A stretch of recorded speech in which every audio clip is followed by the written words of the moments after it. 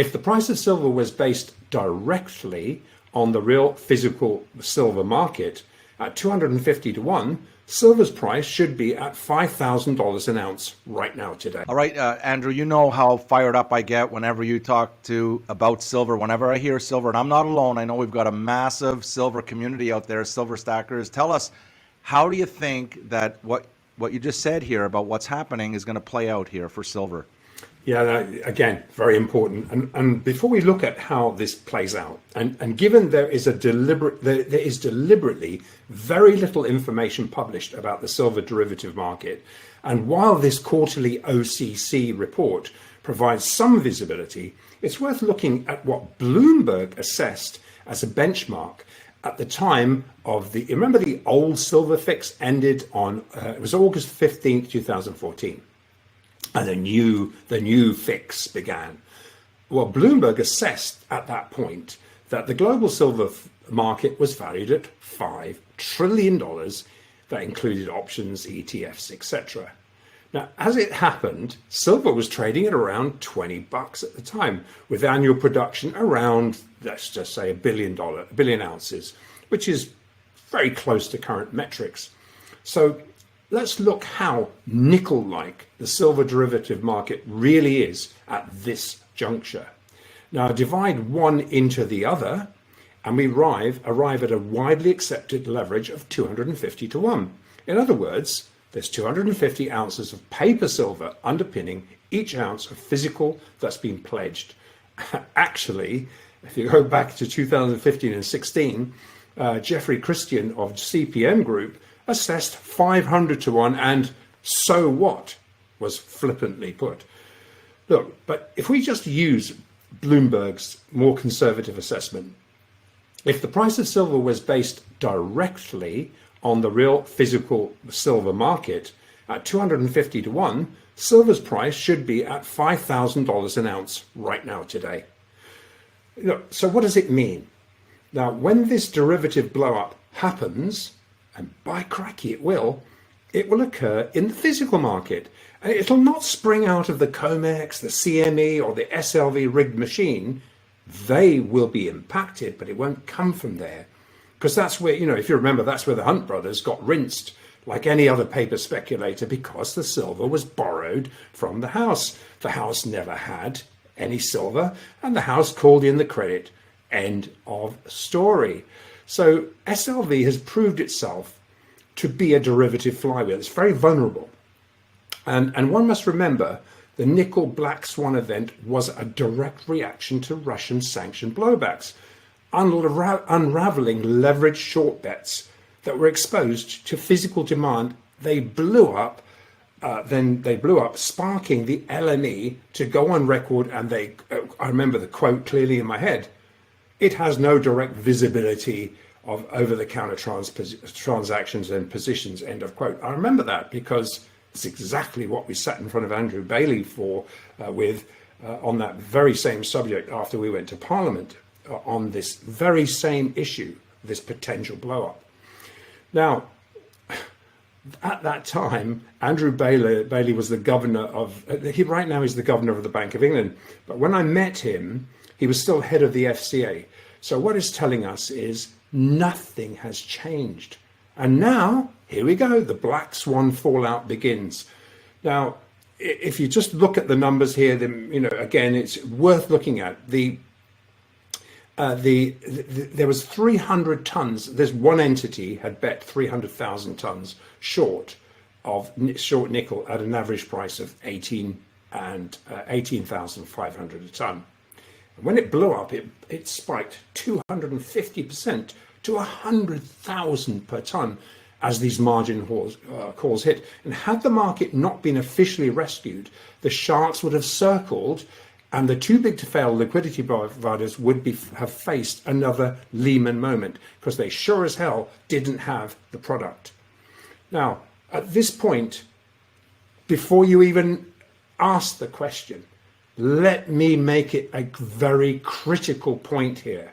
While it was and is possible to halt trades in the siloed backwater of the LME, or the COMEX for that matter, but silver is a global foreign exchange currency cross alongside the dollar, the euro, the yen. So no such market halt could be instigated without causing all the too big to fail over-the-counter liquidity providers to crash and burn. The March 2020 EFP blow-up that we talked about multiple times would be minuscule in comparison. Now, Andrew, let's switch over. That's incredible. Let's switch over to gold for a second. Now, while gold is not strictly a commodity, can you update us on how that you see gold being impacted by these evolving sanctions that we're seeing? Yeah, Shane, as far as gold is concerned, the ruble commoditization also leverages the multi-billion-dollar energy trade, enabling a direct exchange of physical gold and rubles for, say, a 30% energy discount, which might even be expanded because of recent sanction impositions. But nevertheless, and despite these sanction impositions, it will continue to divert sufficient at the margin physical gold supply to disrupt and undermine 50 years of undeliverable, ring-fenced, bearish gold and silver derivative bets. So, as part of the PSYOPs war effort, the paper market has so far masked this growing divergence between physical and paper gold. For now, but not for long. And more immediately, the Russian central bank's efforts to strategically rein in ruble strength by literally reducing interest rates, etc., and capital controls, has had the effect of raising the ruble price of gold while conversely lowering the ruble FX cross. So when you measure the net result of that in US dollar terms, it's lower than it was, but it does place a strong, carefully managed, bilaterally settled physical floor under gold. That cannot be ignored. And while the likes of China and Russia have been biding their time, they've been stealthily performing paper to physical alchemy, as we discussed last time, without disrupting the gold discount window. The Russian sanctions threw the buy window wide open and has accelerated the process. Now, as we've drawn public attention to, the current official war narrative has hidden this paper to physical game changer. And while officials have doubled down, resorting to selling paper gold to defend these long-standing underwater derivative bets, just like their failed attempts to undermine the ruble, they've really staved off the inevitable for the short period of time, but ultimately dug themselves a much, much deeper hole. And as we drew attention to last time, having failed to rein in the strengthening ruble, the official PSYOPs focus has now fallen back to a desperate effort to limit how much physical is allowed to be offered for sale at the benchmark PM LBMA fix.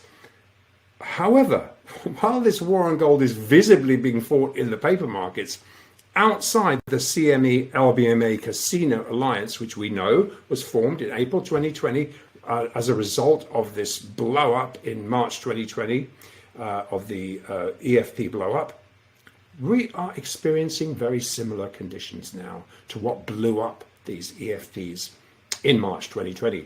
Namely, of course, a global physical supply demand imbalance for a different reason, but nevertheless the same thing.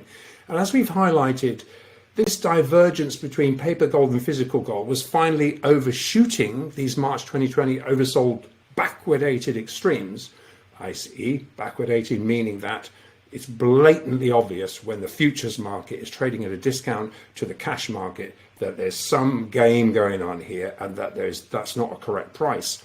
So what we're saying is so really we've seen the market move to extremes, and the official PSYOP war on gold has already telegraphed it had already reached a final capitulation point.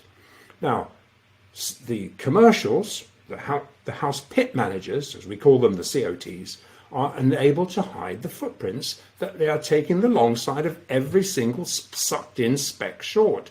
The only traders blinkered to this action are the speculators.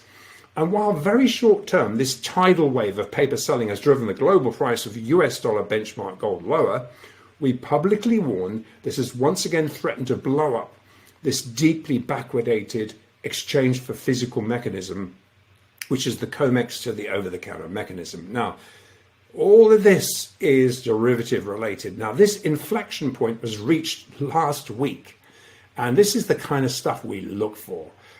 When we saw the price driven into the paper price selling into an incredibly strong physical demand, it drove a massive $4.95 backwardation to expiring June gold, meaning that the spot price, the cash price, was $4.95 higher than the June contract, which was yet to still go into delivery. Now, given every ounce offered in excess of a $2 backwardation is being EFP'd and taken, certainly we know that Swiss refiners are taking this, this is triggering competitive short covering into these wrong-footed speculators. Look, this is not going unnoticed. So this is the kind of stuff you need to look into the wholesale market to see what's going on. So the house, the casino, and all the liquidity providers realize the paper discount window is about to slam shut and are gearing up for it. Their footprints are impossible to hide. However, this tectonic market shift and the house stacked against these speculators hasn't been realized by these blinkered, siloed COMEX traders chasing just a dot on a screen. There's nothing related to this dot on a screen at all. And with the Russia-China alliance sucking out physical gold in size to meet the discounted energy trade, paper gold will need to rise to offset these insiders facing delivery obligations. So as we discussed before, while Russia steadily builds up their physical gold reserves, they're also selling excess physical gold related to the oil trade to China in exchange for rubles. And this is kind of like just a win-win for both Russia and China. Russia builds a strong commoditized currency, while on the other hand, it provides China another avenue to surreptitiously divest themselves of excess rubles in exchange for physical gold. I mean, it doesn't get any better than that for them. But either way, global physical supply underpinning a massive derivative bomb is on a one-way journey out of the cabal's hands.